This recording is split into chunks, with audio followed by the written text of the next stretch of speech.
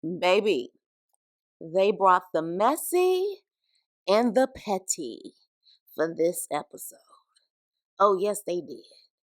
And I was here for it. I really was. Even with Phaedra's trifling ass.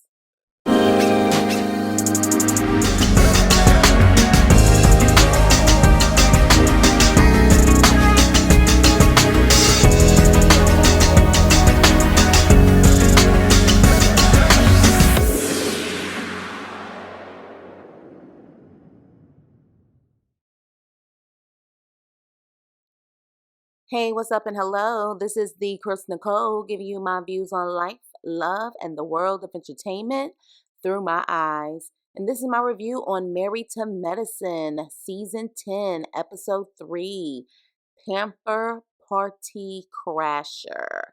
So we start off the episode with Toya, and she is telling Sweet Tea that her and Fake Dra is planning a pamper party slash bachelorette party. And Sweet Tea, of course, is excited for it. She definitely needs some type of fun because Homegirl is stressed out. So then we actually see Dr. Jackie and Simone having lunch. And that gave me memories of the beginning of Married to Medicine because I feel like I saw several scenes with them having lunch together back in the day. And she even says, Dr. Jackie even says, we haven't had lunch in a long time. So they started talking about medical stuff, child. I was just like, why? Why? I understand it's Married to Medicine, but I was like, do we really need to hear this? Like, I was eating. I did not want to hear that. But interesting enough, we find out that a woman who is allegedly a wife had an STD and she claims she only sleeps with her husband. So pretty much it seems like her husband is stepping out on her. So that's what Dr. Jackie was talking to Simone about. And how she said in her confessional that most of her job is awkward as hell. And I can't imagine. Like, who child? But they get on the topic of Sweet Tea and how Sweet Tea is overwhelmed and stressed out about the wedding planning and how Dr. G is not really helping her and how she even talked to Simone about needing an assistant to help her maybe shop so then that way, they can do the shopping and all she has to do is come home and cook. And I was just like, huh? Say what? Because I could have sworn in the first episode of this season, she said she worked from home. Didn't she say that? And I'm like, you have Instacart, you work from home. What do you mean you need an assistant? Like, what do you mean you need an assistant? I'm confused. And so Simone talks about how, like, this generation is different, the way that they handle stress. And I'm like, yes, they are. Because Simone was like, baby, when I was her age, I had a toddler, I was in private practice, I was doing all of this, and you not doing none of this, and you stressed the hell out. I was just like, girl, like, I thought the whole purpose of working from home is to ease some of that stuff. Like, you could really be prepping your food and cooking your stuff while you at home working. Huh? Like your lunch breaks, your breaks? Like, I guess, but moving on. So, Sweet Tea meets with Dr. Heavenly for dinner, and I'm like, why? Like, clearly production probably made them, have dinner because there ain't no way in hell I would meet with messy ass Dr. Heavenly because all she gonna do is try to get information from you so she can bring the drama later on. And so, of course, Sweet Tea, because she is young, big, she has a big heart. You can tell she's one of those girls, big heart, wants to be accepted. She decides to start telling her premarital business to Dr. Heavenly, of all people. So she talks about how Dr. G is controlling and how he always throws in her face that he pays the bills and how he tried to teach her a lesson because she left the house without putting the alarm on. And I guess he made up some type of story that burglars came into the house, with hammers and everything else. And how, he pretty much said it didn't happen. I was teaching her a lesson. And Sweet Tea in the confessional was like, I'm not your child. You don't teach me a lesson. So when she's saying all of this stuff, I also thought the same thing, but Dr. Heavenly said it and was like, this sounds like some of the stuff that Quad went through. And then they do some flashbacks with Quad back in the day and how Dr. G was always talking about the money and talking about how, he pretty much takes care of her. And so at that point, I'm like, I'm not shocked. But at the same time, to me, it seems like Sweet Tea, in my opinion, knew who this man was. She was studying him. I mean, she hit him up in a DM. You probably only knew this man from Married to Medicine. So you knew what he was about. You knew their whole story. So I'm not shocked that Dr. G is like that. He's older. He seems to purposely date younger women who kind of seem to be a little out there, and no shade, but let's remember back in the day, first season, Quad was known to have outbursts in the first season, those emotional outbursts, just like Sweet Tea is doing. So it seems to me he has a type. You know what I mean? But my whole thing is, if you always want to throw your money up in these women's faces, he's the typical guy who lacks personality, in my opinion. I mean, his looks are average. He's not ugly, but to me, he's not handsome either. So I can see how he's always throwing his money in, women's faces, and that's the way that he attracts women. And here's the thing, if that's all you have, then that's the type of women you're going to attract. They're going to use your money until they get their own money and then leave your ass. So, seems like that's what you want, Dr. G. So, it is what it is. So, Dr. Heavenly claims she doesn't want Sweet Tea to go through the same thing Quad went through because Quad had a whole mugshot. Child, Dr. Heavenly, you don't care about no damn Sweet Tea. Just stop the nonsense. So, moving on. Simone and Cecil have dinner with their sons, and it's crazy because I remember her sons in like the first or second season, and it's just amazing now that they're two grown men. And she says her sons are spoiled rotten, and how the reality is she likes to crack the whip and make sure that they, stay on top of the sons. Meanwhile, Cecil just wants to continue to fund the sons, like fund them their college or whatever they want. And Simone is ready to cut the cord, which is interesting because typically women coddle their sons and men coddle their daughters, but it's the complete opposite with them. But I love Simone because Simone has been actually one of my favorites since the first season. She just seems very real, very approachable, humble, even with her being a doctor and her husband being very successful as well. And of course, the money they're making on top of that and Married to Medicine. Like, she doesn't seem like she's snobby at all. She just seems like she's just a straightforward type of girl. So with that, she pretty much tells her sons they need to get their shit together. And while they're like, well, you can get us an apartment, you can do this. And she was like, you can't even keep your room clean for 30 days. Like, why the hell am I going to get you an apartment? And baby, the way that they was trying her at that table, Simone kept side-eyeing them like, you keep trying me. You keep trying me. I'm going to come across this damn table. You keep trying me. So yeah, I love Simone, but she definitely is like, she's over it. She's like, she want to cut the cord. Y'all grown men, figure it out. So then we have Alora, who helps Dr. Heavenly cook spaghetti. And child, Dr. Heavenly says you got to put something in the spaghetti to keep your man. No shade, but Dr. Heavenly seems like the type to put something in somebody's spaghetti. I'm just saying. You know what I mean? Yeah. So Alora is pretty much stuck on going to FAMU, and her father, Dr. Daddy, literally says the most sexist thing about her being a girl, and he wants her close to get to her if something happens, versus his sons. He didn't have a problem with them going away for school. And I just think that's just so damn stupid. Just so stupid. And I was really annoyed by him saying that. But then, of course, they started to make a joke out of it. Like, well, the weather and tornadoes and AI and all of this stuff. And while that part was cute, I was still side eyeing Dr. Daddy because I was like, did you really just say that? Like, I understand that's your baby. But yeah, he even had to kind of put a disclaimer like, this may sound sexist. No, it is sexist. And it's not like she's going to Europe. It's not like she's going to California. It's not even like she's going to New York. She's going one state away. It's not that serious. Like, how far is the drive from Atlanta to Tallahassee, Florida? I don't think it's that bad. So I was just like, you know what? I'm hoping this is all just a freaking joke and she does end up going to FAMU. Hopefully. So next we have Dr. Eugene, and he takes his son to a sneaker store to bond with his sons. And he talks about how he had a bond with his own father, which I thought was great that, he pretty much is talking about how he wants to create that same bond and have those outings with his son.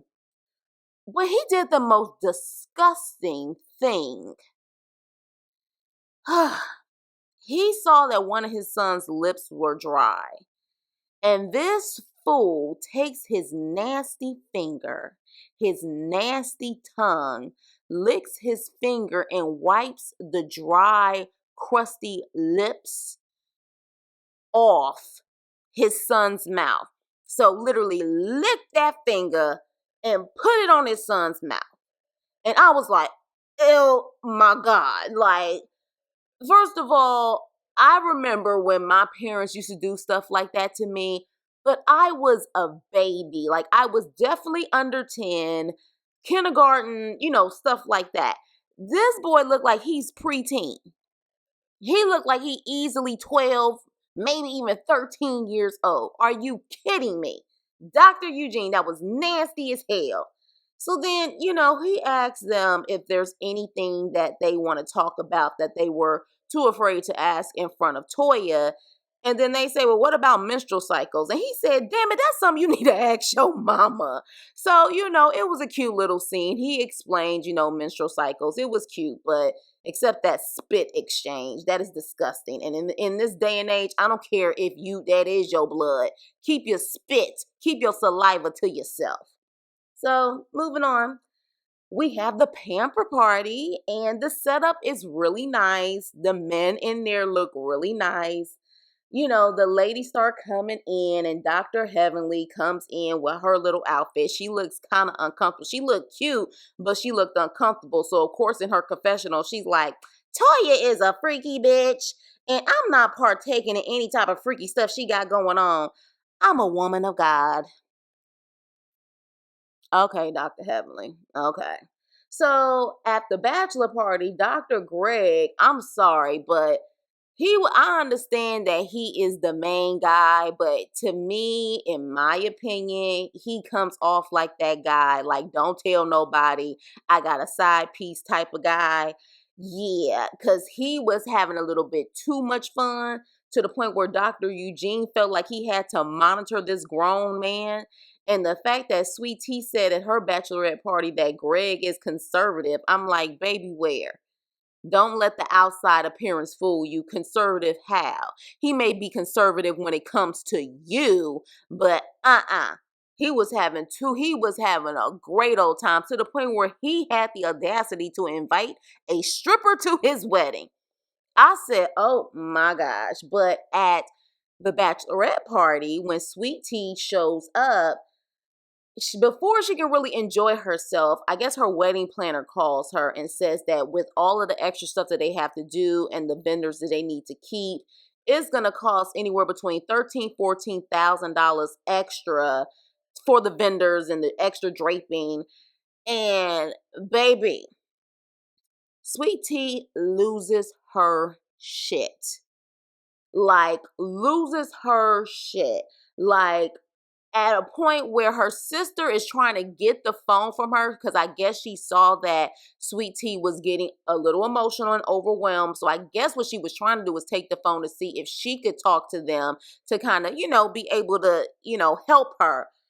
Sweet Tea was like, get the F off of me. Get off of me. She lost it. And then while they was taking her away, it was almost like she was trying to push them away so she can get back to her sister, like she wanted to fight her sister. And this is her twin sister. And I was just like, oh yeah, she really can't handle stress well. And I'm like, wasn't homegirl in the military? Like, I would be nervous as hell seeing her at war. Cause I was just like, this is crazy. So they had to pull her away and pull her in the bathroom. And then Toya goes, okay, well, this is an intermission. She was like, yeah, we gonna break. This is an intermission. When I tell you Toya was the highlight of this episode with her one-liners and the things that she was saying, Toya was really funny this episode. So, of course, when she's in the bathroom, Dr. Heavenly decides to run her mouth about what they discussed at dinner, saying that they ain't ready. She said that Greg is very controlling and they shouldn't get married. And I don't want to say I effing told you so. Okay, woman of God. Okay. Like, this money in this reality shows like Married to Medicine, it must be good, because I just feel like to purposely dig at people to get a reaction and do the stuff that like Dr. Heavenly and Phaedra have to do, like it almost comes off like these women got to sometimes sell their souls to keep that money going. And I'll be damned, because Dr. Heavenly stays on it. She stays on their asses like that is a part of her job. And the fact that she is a dentist, already was probably making pretty good money. It's like that money, reality show money, and all that comes from it has to be good for you to continue this stuff up. But moving on. So then the big production surprise, because baby, you can't tell me production was not a part of this scene with Phaedra, okay?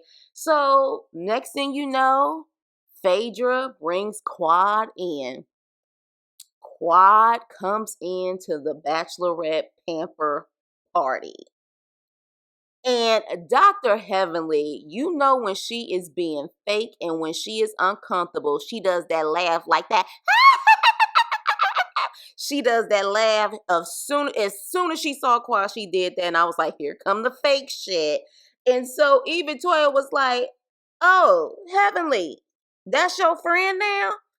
That's your friend, bitch? When? What you talking about? That's your friend?